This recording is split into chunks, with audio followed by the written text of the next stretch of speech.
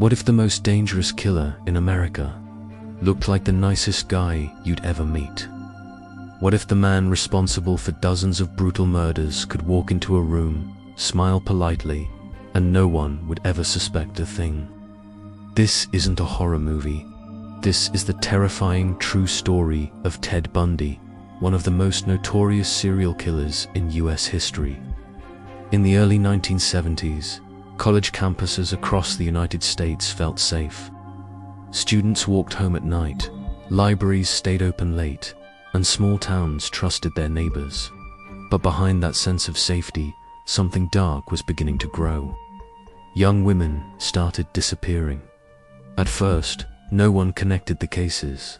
A student vanished in Washington. Another disappeared in Oregon. Then another in Utah. Police departments in different states had no idea they were hunting the same monster. Witnesses kept mentioning the same strange detail. A polite young man named Ted. He didn't look dangerous. In fact, he looked like the exact opposite. Ted Bundy was smart, clean-cut, and charming. He had a calm voice and an easy smile. Sometimes he even pretended to have a broken arm or leg, asking women for help carrying books or loading items into his car. That small act of kindness would become the last mistake many victims ever made. Once the women helped him reach his car, Bundy attacked. Investigators later discovered that Bundy would kidnap his victims, drive them to remote areas, and commit horrifying acts before murdering them. Many of the crimes were brutal beyond imagination. What made the case even more chilling was how normal Bundy appeared in everyday life. He studied law. He worked political campaigns. He even volunteered at a suicide crisis hotline. Friends described him as intelligent and respectful. No one could imagine that the same man was secretly responsible for a string of disappearances across multiple states. By 1974, fear was spreading across the Pacific Northwest. Posters of missing college students appeared everywhere. Families waited desperately for answers that never came. Then something unusual happened. Multiple witnesses reported seeing a man named Ted driving a tan Volkswagen Beetle near several abduction locations. That detail would eventually break the case. Police started searching for men named Ted who owned that exact car. Among the suspects was Ted Bundy, a young law student living in Washington. At first, investigators didn't have enough evidence to arrest him.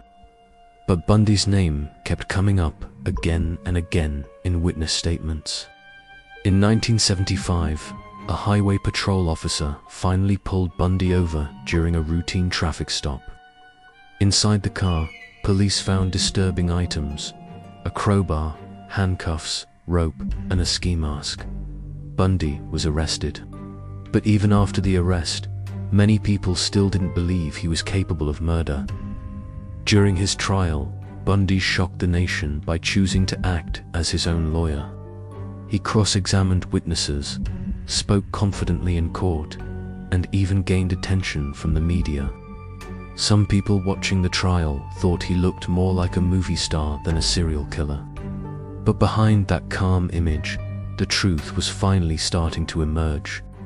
Investigators connected Bundy to multiple crime scenes through forensic evidence and witness testimony. Survivors of his attacks also came forward to identify him. The evidence was overwhelming. Bundy was convicted of murder, but the story didn't end there.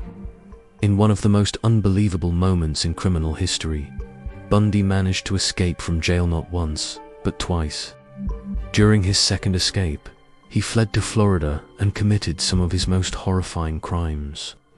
In 1978, Bundy broke into a college sorority house late at night and attacked several students while they slept. The brutality of the attack shocked the entire country, but this time, Bundy didn't get far. Police captured him again after another traffic stop. By now, the entire United States knew his name. The trials that followed became one of the most famous criminal cases in American history. For the first time, a serial killer trial was being broadcast and covered heavily by national media. People across the country watched as Bundy's charming mask slowly disappeared. Eventually, Bundy confessed to numerous murders across several states. Authorities believe the real number of victims may be higher than the 30 murders he admitted. After years of trials and appeals, the final sentence was delivered. In 1989, Ted Bundy was executed in Florida's electric chair. Outside the prison, crowds gathered in the streets cheering and celebrating the end of one of America's most terrifying killers. But the story of Ted Bundy still haunts people today, not just because of the horrific crimes, but because of what he looked like. He didn't look like a monster. He didn't act like a monster. He looked like someone you might trust, and that's what made him so dangerous. The case of Ted Bundy forever changed how America understood serial killers.